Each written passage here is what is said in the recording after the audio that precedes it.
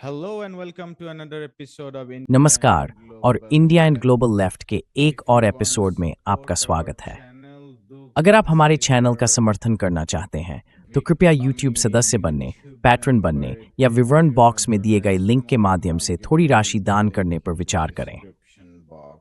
अब बिना किसी Without देरी के further मैं आज रात के ado, हमारे let me अतिथि professor welcome our Fuad guest Ijadi का स्वागत tonight, करना चाहता हूँ। Professor Fuad professor Ijadi. Ijadi Tehran विश्वविद्यालय में पढ़ाते हैं। Ijadi teaches professor at Ijadi University Indian global of left में Tehran. आपका एक बार फिर स्वागत है। Professor Izadi, welcome back to India and Global Left. Thank Den you. Huzad, Thank Morvanger you out for through twin having race. me. I'd come to मैं अपने my भू राजनीतिक geopolitical प्रश्नों पर बाद में questions, आऊंगा, but I wanted to लेकिन मैं start शुरुआत off में by आपसे ये asking पूछना you चाहता था कि about युद्ध का the ईरान पर impact of समग्र the रूप से war क्या प्रभाव on पड़ा है। Iran किन at तरीकों से large. लोगों के दैनिक जीवन What पर ways इस युद्ध का have असर the पड़ा daily है। lives of people been impacted by the war? Very difficult. Today, आज का दिन rain बहुत forecast, कठिन रहा है। in this part of the हमारे world, यहाँ बारिश का lot of पूर्वानुमान rain. था So when और आप जानते we हैं forecasting दुनिया के rain, इस हिस्से so में there हमें is ज़्यादा variation. बारिश नहीं मिलती। And the American इसलिए जब Venezuela बारिश का is पूर्वानुमान get, होता है oil तो deal लोग आमतौर पर ध्यान in देते just हैं। a couple of hours. अमेरिकियों और इजरायलियों ने बारिश से कुछ That घंटे created पहले ही huge तेल के smoke. डिपो पर हमला And किया। with rain, it इससे created भारी धुआं acid उठा rain. और जब बारिश हुई तो वह अम्लीय वर्षा में बदल गया। पूरे शहर में काली बारिश हुई। हमारे बाहर जल प्रणाली प्रदूषित हो गए हैं। ईरानी रेड क्रिसेंट ने लोगों से बाहर न जाने की अपील की है। उन्होंने उन लोगों से कहा है जो बारिश शुरू होने पर बाहर थे कि वे एक पड़े बदलें और अन्य निर्देशों का पालन करें। अमेरिकियों और इजरायलियों की कोई सीमा नहीं दिखती। वे 1 करोड़ की आबादी वाले शहर के पानी को प्रदूषित करना चाहते हैं। वे जितने लोगों को मार सकते kill as many people as they can. A few days ago, Netanyahu कुछ दिन पहले नेतन्याहू ने एक इस्राएली सैन्य अड्डे का दौरा किया और उन्होंने ईरानियों के लिए वही शब्द इस्तेमाल किया जो उन्होंने गाजा में अपने नरसंहार की शुरुआत से पहले इस्तेमाल किया था। जानते हैं, विकृत ज़ायोनी विचारधारा में अगर आप किसी राष्ट्र को अमालेक कह दें तो फिर उनकी औरतों और बच्चों को मारना जायज़ समझा जाता है। यही उन्होंने फिलिस्तीनियों के लिए कहा था जब उन्होंने फिलिस्तीन में 7,000 से ज़्यादा औरतों और बच्चों की हत्या की थी, और अब उन्होंने ईरानियों को भी उसी तरह से संबोधित किया है। हमलों के पहले दिन ही उन्होंने एक प्राथमिक विद्यालय को निशाना बनाया। छोटी बच्चियां थीं वहां। 165 मारी गईं। हमने 1,000 से ज़्यादा नागरिक खो दिए हैं। ये कल का आंकड़ा है। हम तथाकथित एप्स्टीन वर्ग से जूझ रहे हैं। उन्हें छोटी अमेरिकी शोगनों पसंद है और छोटी ईरानी लड़की बामगी और उन्हें मारना भी। इसलिए यह समय बहुत कठिन रहा है। So it's been very difficult. I wanted to ask you about the significance of the मैं आपसे ये पूछना चाहता था कि अमेरिकी इजरायली हमलों का ईरानी तेल भंडारों और रिफाइनरी सुविधाओं पर क्या महत्व है, खासकर जब कल हमने राष्ट्रपति बेजियन से सुना कि ईरान अपने पड़ोसी देशों पर हमला करने को लेकर सतर्क है। राष्ट्रपति पेट्रेस्कू के संदेश की आपकी व्याख्या क्या है और इन सब का क्या महत्व है, जिसमें वैश्विक अर्थव्यवस्था पर इसका प्रभाव भी शामिल है। and also about the global economy. This is part of the Eastern culture. देखिए, ये पूर्वी संस्कृति का हिस्सा है। जब आप किसी को असुविधा पहुंचाते हैं तो आप माफ़ी मांगते हैं। और चूंकि ये युद्ध दूसरी तरफ से शुरू हुआ था, लेकिन हम अब भी युद्ध क्षेत्र में रह रहे हैं, इसलिए पड़ोसी देशों के लिए भी असुविधा है। तो ये माफ़ी हमारी यहाँ की संस्कृति से जुड़ी हुई है। ट्रंप ने इसे कमज़ोरी का संकेत समझा। उन्होंने ट्रुथ सोशल पर एक पोस्ट किया जिसमें कहा कि ईरान ने माफ़ी मांगी है, यानी वे आत्मसमर्पण कर रहे हैं। फिर उन्होंने कहा कि वे नए लक्ष्यों पर हमला करेंगे, जो उन्होंने आज सुबह किया भी। उसके बाद ईरान के राष्ट्रपति ने ट्रंप के बयान का जवाब देते हुए एक और बयान जारी किया, जिसमें स्पष्ट किया गया कि ईरान आत्मसमर्पण नहीं कर रहा है। तो उनका असली उद्देश्य ईरान की सरकार को बदलना है। यह सिर्फ किसी ईरानी प्रोफेसर का विश्लेषण नहीं है। This is not an Iranian professor's analysis. This is what Trump and Netanyahu said on the first day ये वही है जो ट्रंप और नेतन्याहू ने अपने हमले के पहले दिन कहा था। एक राजनीतिक, एक कूटनीतिक समाधान मौजूद था। ओमान के विदेश मंत्री वॉशिंगटन जा रहे थे। मुझे नहीं पता कि आपने उनका CBS न्यूज़ के साथ साक्षात्कार देखा या नहीं, वह YouTube पर है। उन्होंने कहा था कि 24 घंटों के भीतर एक समझौता संभव है कि ईरान ऐसी रियायतें देने को तैयार था जो उसने दोस्मैन में देने से इनकार कर दिया था, और लोगों को युद्ध से बचना चाहिए। उन्होंने मूल रूप से ट्रंप से ईरान पर हमला न करने की विनती की थी, और ट्रंप ने उस साक्षात्कार के कुछ ही घंटों बाद ईरान पर हमला कर दिया, जो एक तरह से समझ में आता है।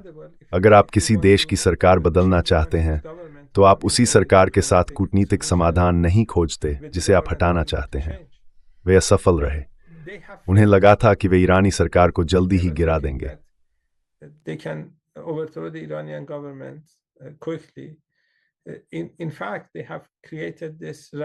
असल में उन्होंने ईरान में झंडे के चारों ओर एकजुट होने वाला प्रभाव पैदा कर दिया है, जैसे पिछली बार जून में जब उन्होंने हमला किया था। नेतन्याहू ने ईरानियों से कहा था कि वे लाखों की संख्या में सड़कों पर उतरें, और अब वे हर रात उसके और ट्रंप के खिलाफ नारे लगा रहे हैं। यहाँ तक कि जो लोग सरकार की नीतियों को पसंद नहीं करते थे, वे भी नहीं चाहते कि उनकी छोटी बेटियां कहीं भेज दी जाएं और फिर कभी वापस न आएं। वे नहीं चाहते कि उनके अस्पतालों पर बमबारी हो। उन्होंने कम से कम 10 अस्पतालों पर बम गिराए हैं। वे वही दोहरा रहे हैं जो उन्होंने गाजा में किया था।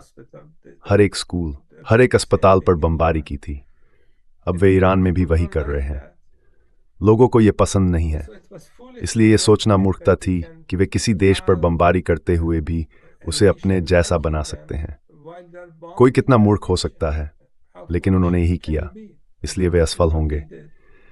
वे अपने लक्ष्यों को हासिल नहीं कर पाएंगे।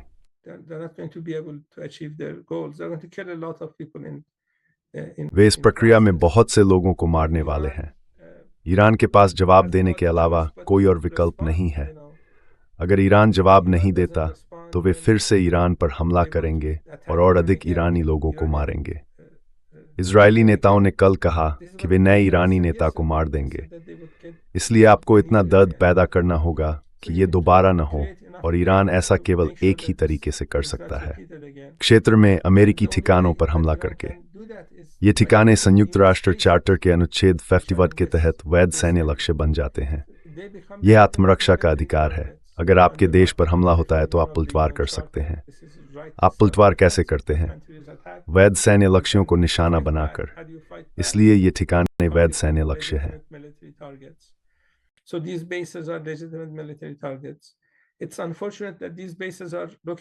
ये दुर्भाग्यपूर्ण है कि ये ठिकाने इन देशों में स्थित हैं, लेकिन ईरान के पास die स्थान की ईरान ने उन्होंने जो किया, होटलों को खाली कराई और वहां अमेरिकी सैनिकों को रखा। उन्होंने टिकट और सैनिकों को इन होटलों में स्थानांतरित कर दिया। यदि से होटल अमेरिकी सैनिक की तो वह एक वैध सैन्य लक्ष्य है। इन शहरों के कार्यालय क्षेत्रों में मौजूद CIA अधिकारी भी वैध सैन्य लक्ष्य हैं। CIA वह जानकारी प्रदान कर रही है जिसके आधार पर अमेरिकी सेना ये सभी हत्याएं कर रही है। और फिर हमारे पास मलबे का ये मुद्दा है। आप जानते हैं, वे उन मिसाइलों में से कुछ को गिरा देते हैं जो ईरान भेज रहा है, जो ईरान को निशाना बना रही हैं।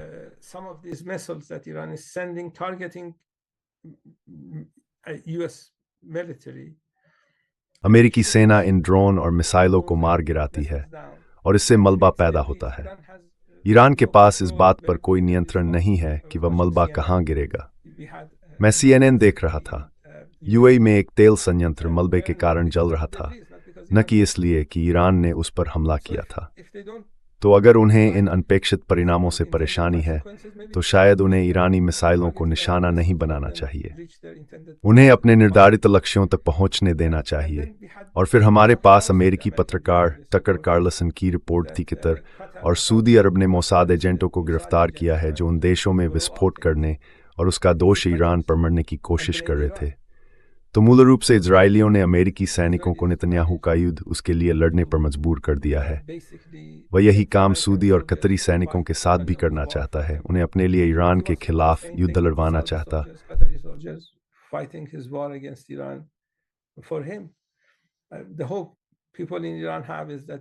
ईरान के लोगों की उम्मीद यह है कि इन देशों के नेता ये समझें कि नेतन्याहू के साथ एक ही पक्ष में होना कोई अच्छा विचार नहीं है। वे आशा कर रहे हैं कि वे उस जाल में न फंसें। तो अब हमारे पास एक युद्ध क्षेत्र है, एक ऐसा युद्ध जो आवश्यक नहीं था, और इसका अंतर्राष्ट्रीय आर्थिक प्रभाव पड़ेगा। हर कर्ज के लिए, चाहे वह ईरानी हो या अन्यथा, हर डॉलर के लिए जिससे तेल महंगा होता है, उन सभी अलग अलग परिणामों के लिए जो एक बड़े युद्ध से आते हैं, ट्रंप और नेतन्याहू जिम्मेदार, क्योंकि वे इस युद्ध से बच सकते थे। वे ईरान के साथ एक समझौते पर पहुंच सकते थे। और आप जानते हैं, ईरान की सरकार को बदलने का ये विचार सिर्फ एक कल्पना थी। उन्हें ऐसा करने की कोशिश नहीं करनी चाहिए थी। उस परियोजना की शुरुआत करना मूर्खता थी।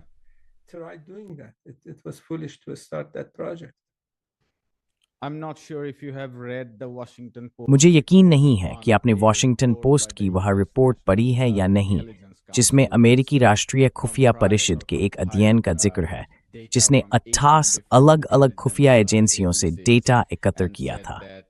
रिपोर्ट में कहा गया था कि किसी भी तरह का हमला, चाहे वह बमबारी अभियान हो या नेतृत्व पर लक्षित हमला, ईरान की सरकार को बदलने की संभावना नहीं थी और कमजोर विपक्ष कुछ भी करने में सक्षम नहीं होगा। इसके बावजूद हमला हुआ। मैं सोच में पड़ गया हूं।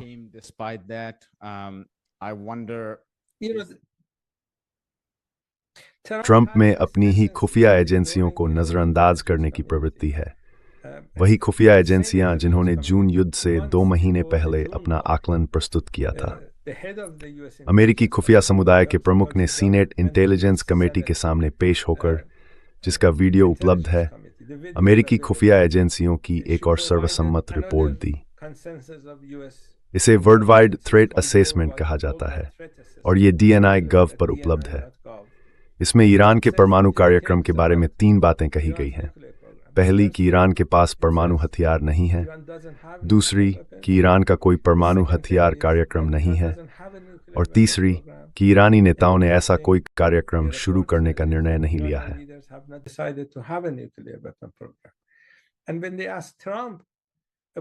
और जब उन्होंने ट्रंप से उस रिपोर्ट के बारे में पूछा, जो अमेरिकी खुफिया समुदाय की सर्वसम्मति थी, तो उन्होंने उसे खारिज कर दिया और नेतन्याहू के प्रचार बिंदुओं पर भरोसा कर लिया।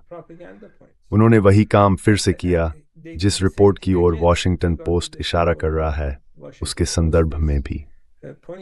क्योंकि देखिए, अगर आप अमेरिकी खुफिया समुदाय की बात सुनेंगे तो आप नेतन्याहू की सेवा नहीं कर रहे होंगे। मुझे लगता है कि जो वह कर रहे हैं उसका संबंध शायद किसी वीडियो से है जो उनके पास एप्स्टीन फाइल से जुड़ा हुआ है। संभव है कि मोसाद के पास उनका एक वीडियो हो जिसमें वह नाबालिग लड़कियों के साथ दुष्कर्म कर रहे हों। उन्हें वास्तव में खुफिया मूल्यांकन में दिलचस्पी नहीं है। उन्हें उन लोगों की सेवा करने में दिलचस्पी है जिन्होंने उन्हें ब्लैकमेल किया है।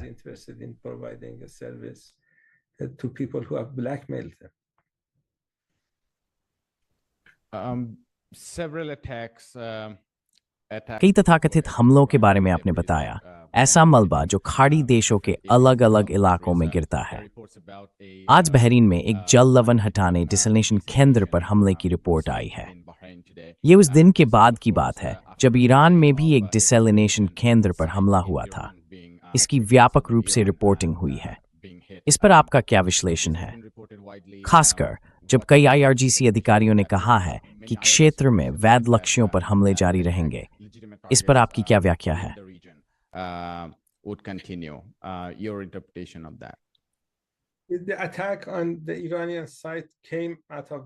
ईरानी पक्ष पर हमला बहरीन से हुआ था।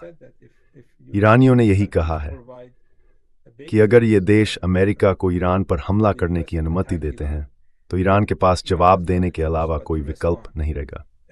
वे कह रहे थे कि वे नहीं कर रहे हैं। फिर हमने देखा युद्ध के दूसरे दिन अमेरिकी जेट कुवैती हवाई क्षेत्र में गिर रहे थे। और कुवैतियों ने कहा कि उन्होंने गलती से उन्हें मार गिराया। लेकिन सवाल यह है कि वे कुवैती हवाई क्षेत्र में कर क्या रहे थे, क्योंकि कुवैतियों ने कहा था कि उन्हें वहां आने की अनुमति नहीं होगी। तो यह तथ्य कि उन्हें मार गिराया गया, ये दिखाता है कि वे वहां थे। हालांकि इन देशों ने कहा है कि वे अमेरिका को कोई सेवा नहीं देना चाहते। व्यवहार में ऐसा लगता है कि उनमें से कुछ ऐसा कर रहे हैं। तो अगर ईरान को एहसास होता है कि ऐसा हो रहा है, तो वह एक वैध सैन्य लक्ष्य बन जाता है, क्योंकि आपको उसी जगह जवाब देना होता है जहां से हमला हुआ था, और ईरान ने वही किया। वह एक वैध सैन्य लक्ष्य था।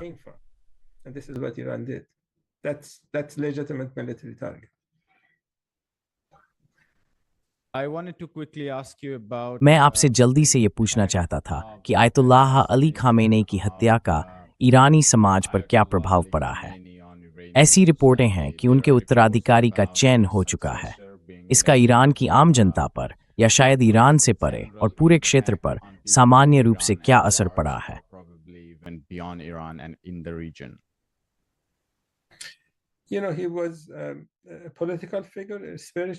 वो एक राजनीतिक व्यक्तित्व थे, एक आध्यात्मिक व्यक्तित्व भी। आपको दूसरे देशों के नेताओं की हत्या नहीं करनी चाहिए, और यह घटना बहुत गंभीर थी। यहाँ तक कि जो लोग उनकी नीतियों को पसंद नहीं करते थे, वे भी नहीं चाहते थे कि उनके देश के नेता की इस तरह किसी नेतन्याहू जैसे युद्ध अपराधी के हाथों हत्या हो। पहले ही दिन लाखों लोग सड़कों पर उतर आए थे, और उस पहले दिन से लेकर अब तक हर रात लगभग 8 या 9 बजे अगर आप अपनी खिड़की खोलें तो लोगों को ट्रंप और नेतन्याहू के खिलाफ नारे लगाते हुए सुन सकते हैं। लोग उस हत्या को अब तक भुला नहीं पाए हैं। जिस तरह की प्रतिक्रिया हुई आप जानते हैं, क्योंकि आप भारत में हैं। जैसे भारतीयों ने गांधी की हत्या पर प्रतिक्रिया दी थी, यह कुछ वैसा ही था, कुछ उसी तरह का।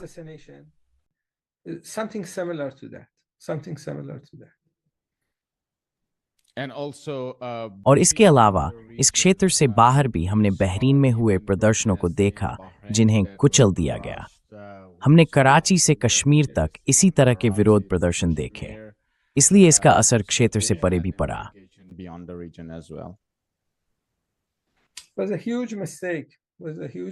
ये एक बहुत बड़ी गलती थी। ये एक बहुत बड़ी गलती थी। आप जानते हैं, ये शिया मुसलमान हैं। मैं लगभग 35 साल पुरानी एक CIA रिपोर्ट देख रहा था।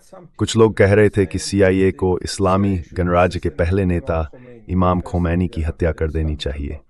और फिर मैंने एक विश्लेषक को ये लिखते हुए देखा, शियाओं के लिए एक शहीद मत बनाओ।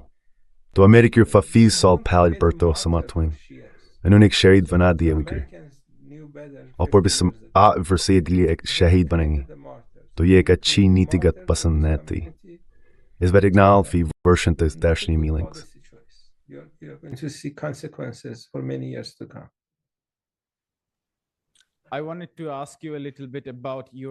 मैं आपसे ये पूछना चाहता था कि अब तक ईरान की प्रतिक्रिया का आपका आकलन क्या है, खासकर मिसाइल हमलों और ड्रोन के संदर्भ में, क्योंकि मुख्य धारा की मीडिया हमें पूरी तरह एक तरफा रिपोर्ट दे रही है, जैसे कि ईरान कोई जवाब देने में सक्षम नहीं है, या जैसे कि ईरान पतन के कगार पर है। तो क्या आप हमें ईरान की मिसाइल क्षमता, ड्रोन क्षमता और लंबे समय तक चलने वाले संघर्ष के लिए उसकी तैयारी का यथार्थवादी आकलन दे सकते हैं?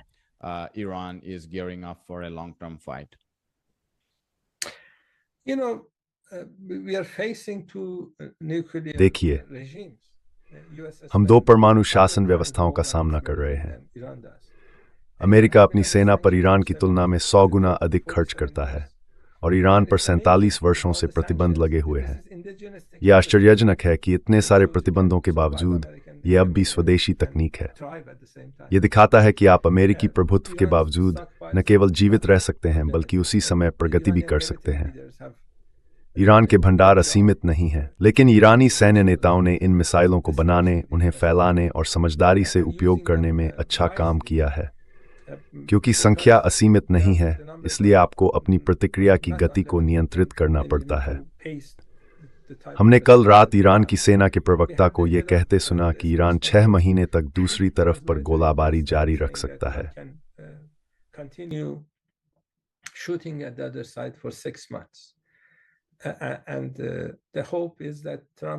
उम्मीद यह है कि ट्रंप और नेतन्याहू समझें कि उन्होंने गलती की है। उम्मीद यह है कि वे आज ही रुक जाए। वे ऐसा कर सकते हैं क्योंकि उन्होंने ही ये सब शुरू किया था। वे आज ही रुक सकते हैं, जीत की घोषणा कर सकते हैं और फिर किसी और शरारत में लग सकते हैं। अगर वे आज रुक जाते हैं तो ईरान ये आकलन करेगा कि क्या उन्होंने दूसरी तरफ को इतना दर्द दिया है कि ये दोबारा न हो, और अगर उनका आकलन ये होता है कि उन्होंने पर्याप्त किया है तो ईरान भी रुक जाएगा। यही तरीका है जिससे इसे समाप्त किया जा सकता है। लेकिन नरसंहार की मानसिकता वाले लोगों के साथ मुझे ज्यादा उम्मीद नहीं है कि वे सही काम करेंगे, क्योंकि उन्हें ये युद्ध शुरू ही नहीं करना चाहिए था।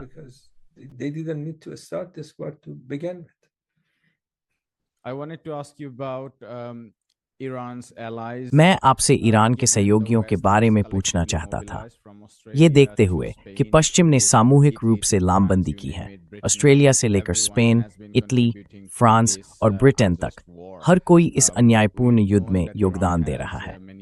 हम जानते हैं कि ईरान के इस क्षेत्र में कई सहयोगी हैं। उन सहयोगियों की प्रतिक्रियाएं कैसी रही हैं? कुछ प्रो ईरान टिप्पणीकार विशेष रूप से इराकी सहयोगियों, सदरिस्टों से निराश दिखाई देते हैं, जिन्होंने 2003 के बाद अमेरिकी उपस्थिति का विरोध करते हुए कब्जे के दौरान वीरतापूर्ण प्रतिक्रिया दी थी। उनका कहना है कि सदरिस्ट पर्याप्त रूप से आगे नहीं आए हैं। अब तक ईरान के सहयोगियों की भूमिका का आपका आकलन क्या है?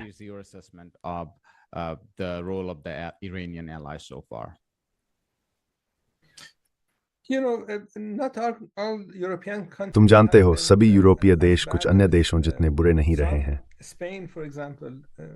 उदाहरण के लिए स्पेन के प्रधानमंत्री बार बार कह रहे हैं कि ये एक अवैध युद्ध है, लेकिन फिर भी स्पेन ने यह भी कहा है कि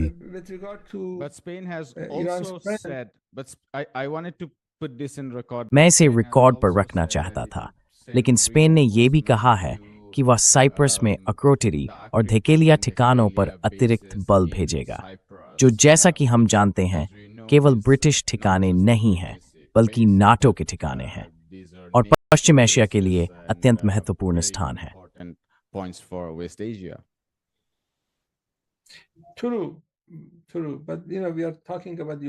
सही है, लेकिन हम यूरोपियनों की बात कर रहे हैं। उनके पास उपनिवेशवाद का एक इतिहास है, तो अगर हमें किसी यूरोपीय राजनेता से एक भी अच्छी बात सुनने को मिल जाए तो वो भी कुछ है। ईरान के दोस्तों की बात करें तो उन्होंने बहुत कुछ किया है और वे बहुत दबाव में भी रहे हैं। आप जानते हैं, अब तो अमेरिका ने युद्ध शुरू होने के बाद से पिछले 9 दिनों से इराक में लोगों को मारना और बमबारी करना जारी रखा है। लेबनान में भी वही हाल है। इजरायलियों ने दक्षिणी लेबनान और बेरूत पर बिना किसी रोक टोक के बमबारी की है। तो मैं नहीं, आप जानते हैं, ये मूल रूप से मानवता के लिए एक लड़ाई है। अगर ट्रंप और नेतन्याहू जो करना चाहते हैं उसमें सफल हो जाते हैं तो वे और भी हिम्मत पकड़ लेंगे और आगे और काम करेंगे।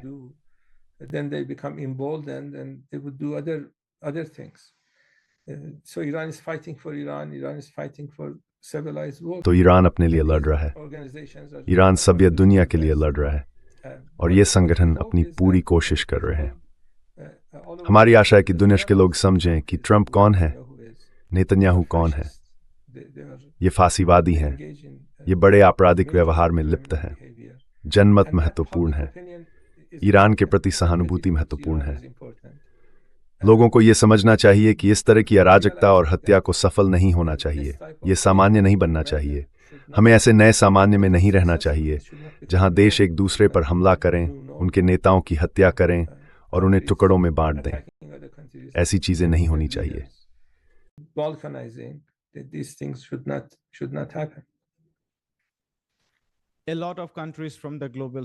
ग्लोबल साउथ के कई देशों ने ईरान के प्रति एकजुटता व्यक्त की है। लोग संभावित रूसी और चीनी मदद, खासकर तकनीकी हस्तांतरण और अन्य प्रकार के सहयोग के बारे में बात कर रहे हैं। ईरान किस तरह की मदद की उम्मीद करता है, न केवल चीन और रूस से, जो विशेष रूप से महत्वपूर्ण है, बल्कि अन्य ग्लोबल साउथ देशों से भी?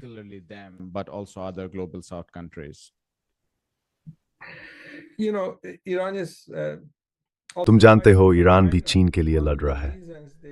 उनके ईरान को चाहने के कारणों में से एक यह है कि वे पश्चिम एशिया पर पूरी तरह से नियंत्रण चाहते हैं। अभी उनके पास चीन के खिलाफ कोई दबाव का साधन नहीं है। ट्रंप ने सोचा था कि वो टैरिफ का इस्तेमाल कर सकते हैं, लेकिन सुप्रीम कोर्ट के फैसले के बाद अब वह संभव नहीं है। चीन को अपने तेल और गैस का 50% से अधिक हिस्सा फारस की खाड़ी से मिलता है। उनका मानना है कि अगर वे इस क्षेत्र पर पूरी तरह कब्जा कर लें तो उन्हें वह दबाव मिल जाएगा जो अभी उनके पास नहीं है। फिलहाल वे सऊदी अरब या कतर पर चीन को तेल बेचने के लिए दबाव नहीं डालते, क्योंकि ऐसा करने से ईरानी तेल का मूल्य बढ़ जाएगा।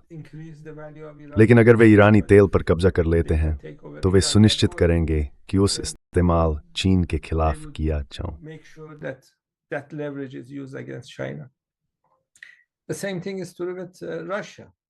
यही बात रूस के साथ भी सही है।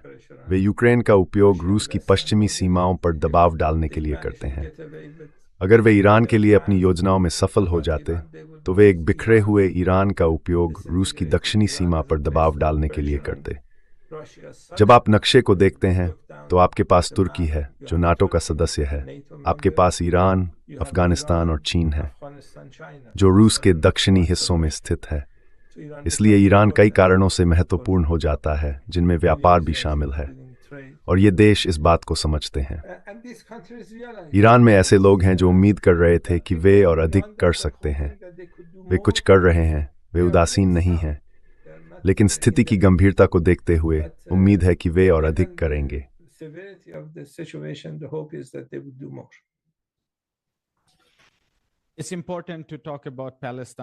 फिलिस्तीन के बारे में बात करना महत्वपूर्ण है क्योंकि इस पूरी स्थिति की जड़ इजराइल में है। हम जानते हैं कि यह अंततः फिलिस्तीन में उपनिवेशवादी बसावट, कब्जे वाले इलाकों आदि से जुड़ा हुआ है।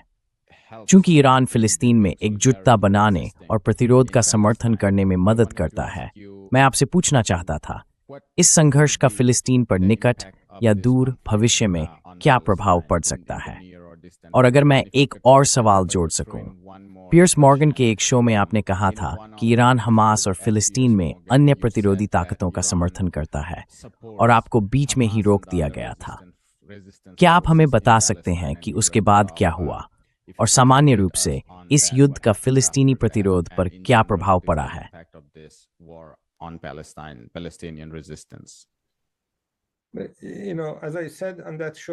जैसा कि मैंने उस कार्यक्रम में कहा था, फिलिस्तीन का समर्थन करना, जिसमें फिलिस्तीनी प्रतिरोध आंदोलनों का समर्थन भी शामिल है, ईरान के लिए एक सम्मान और एक जिम्मेदारी दोनों है। ये स्वतंत्रता सेनानी हैं जो अपनी भूमि वापस पाने की कोशिश कर रहे हैं। यह अंतर्राष्ट्रीय कानून के तहत वैध है। किसी और की भूमि पर कब्जा करना अवैध है, और अगर वे अपनी भूमि वापस चाहते हैं तो वे ऐसा करने के लिए सैन्य बल का उपयोग कर सकते हैं। ईरान फिलिस्तीनी मुद्दे का समर्थन जारी रखता है। कई वर्षों से अमेरिकी नेता ईरानी नेताओं से कहते आ रहे हैं, अगर आप फिलिस्तीन के लिए अपना समर्थन कम कर दें तो हम प्रतिबंध हटा देंगे और आपके साथ व्यापार खोल देंगे, और इसी तरह की बातें। आज भी ट्रंप कहते हैं कि अगर आपके नेता इजराइल के प्रति अच्छे होंगे तो वो युद्ध रोक देंगे। वह ऐसे ईरानी नेताओं को देखना चाहते हैं जो इजराइल के प्रति मैत्रीपूर्ण हों। लेकिन ईरानी नेताओं ने कई साल पहले ही यह तय कर लिया था कि फिलिस्तीन के समर्थन को ईरान की विदेश नीति का एक प्रमुख हिस्सा बने रहना चाहिए।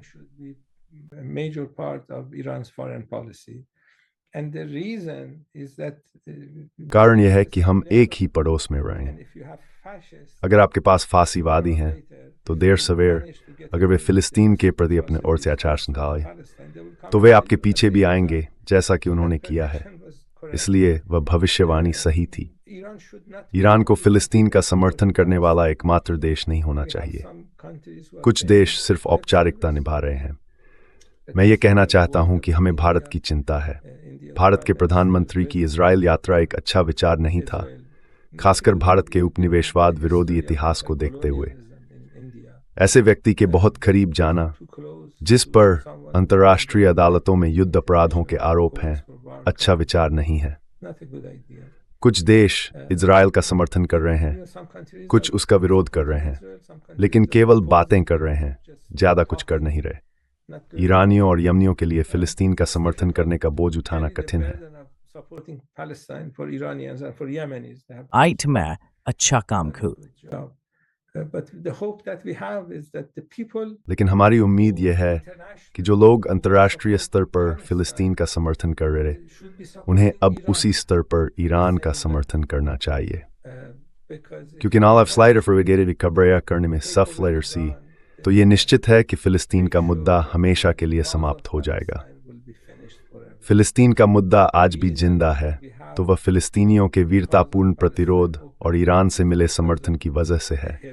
इसलिए अगर वे ईरान को समाप्त कर देते हैं तो वे बहुत जल्दी फिलिस्तीन को भी समाप्त कर सकते हैं। They get rid of Iran, they can get rid of Palestine much quicker.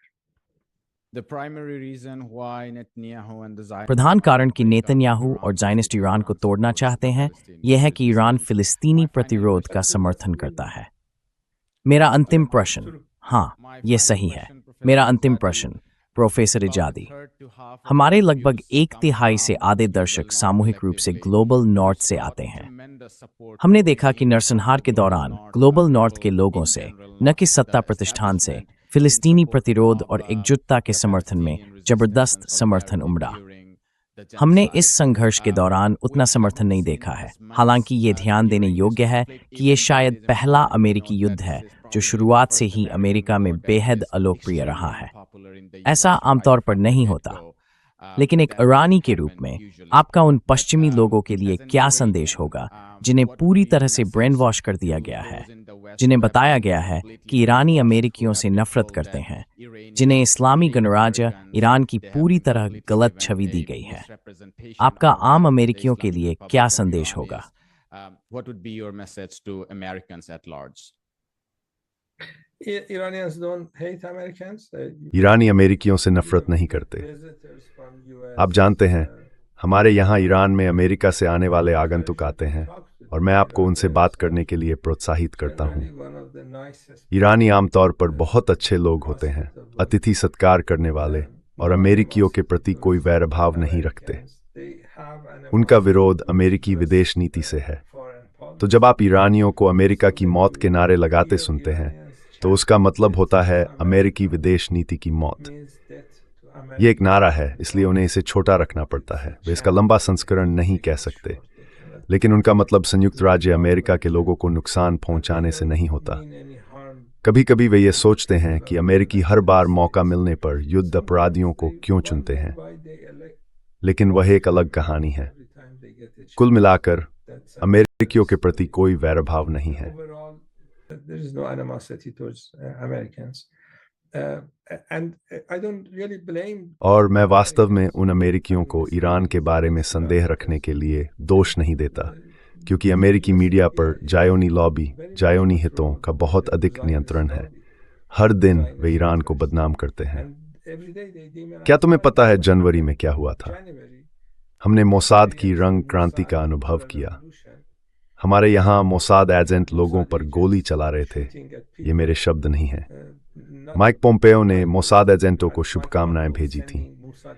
हमने 200 से अधिक पुलिस अधिकारियों को खो दिया। अमेरिकी मीडिया इसे प्रदर्शन कहता है।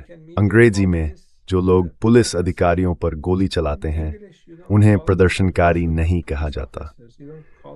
अगर कोई व्यक्ति संयुक्त राज्य अमेरिका में पुलिस अधिकारियों पर गोली चलाए तो उन्हें प्रदर्शनकारी नहीं कहा जाता। The United States, they are not called protesters.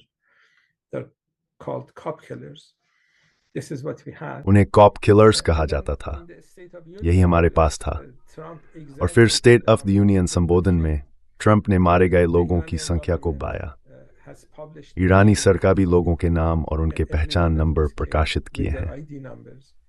Trump, Netanyahu और ये पश्चिमी मीडिया संस्थान उस सूची में एक भी नाम नहीं जोड़ पाए हैं, और उन लोगों में से अधिकांश उस मोसाद अभियान के शिकार थे। Of that Mossad हमारे पास पहलवी थे जो आम हड़ताल का आह्वान कर रहे थे, और ये लोग उन दुकानदारों पर गोली चला रहे थे जो अपनी दुकानें बंद नहीं करना चाहते थे, पुलिस पर गोली चला रहे थे। close their shops. हमने इस तरह से 2000 से अधिक लोगों को खो दिया।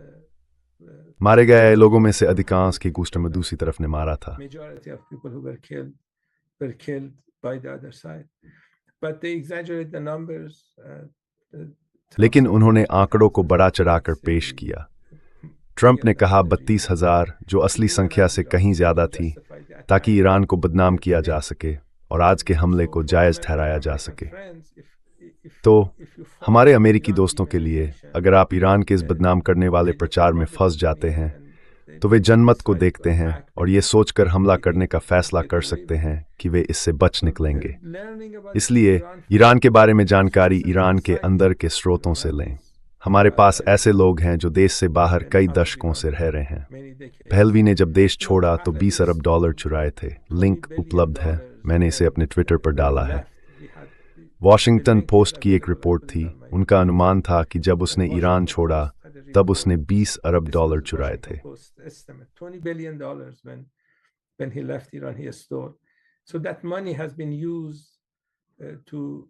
तो वह पैसा उन संगठनों को वित्त पोषित करने में इस्तेमाल किया गया है जो झूठी जानकारी फैलाते हैं और सभाएं आयोजित करते हैं। आप अपने ही देश पर हमले के पक्ष में कैसे हो सकते हैं? हमारे पास ऐसे लोग हैं जो वास्तव में खुश हैं क्योंकि अमेरिका उनके देश पर हमला कर रहा है।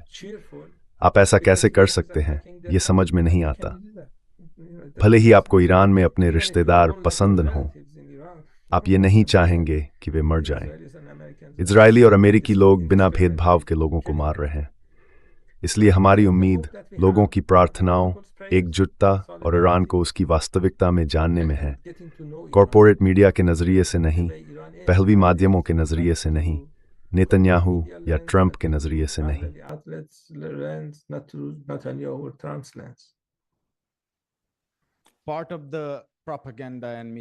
प्रचार और गलतफहमी का एक हिस्सा कॉरपोरेट मीडिया से आता है, लेकिन इसका एक हिस्सा ईरानी समाज के बारे में पश्चिम में पूरी तरह से गलतफहमी या बस जानकारी की कमी से भी जुड़ा है। उदाहरण के लिए, बंदूक हिंसा, उन दिनों के दंगाई, इन्हें पूरी तरह से नहीं समझा गया है, खासकर पश्चिम में, विशेष रूप से संयुक्त राज्य अमेरिका में, जहां बंदूक संस्कृति और बंदूक हिंसा आम है। यहां तक कि अल जजीरा के एक स्तंभकार ने भी कहा कि जिस तरह के दंगे हमने देखे वे ईरानी समाज में बहुत असामान्य थे। मेरा मतलब है, लोग यूं ही बंदूक लेकर नहीं घूमते, ये उनकी संस्कृति का हिस्सा नहीं है। लेकिन एक औसत अमेरिकी के लिए ये बहुत असामान्य नहीं है।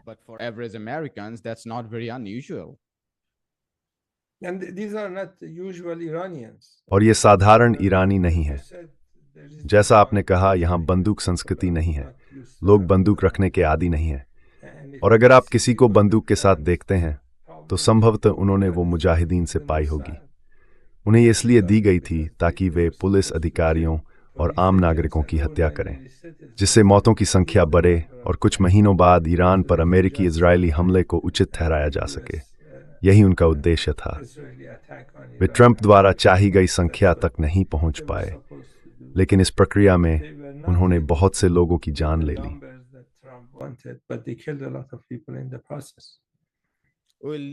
हम इबरे समाप्त करेंगे।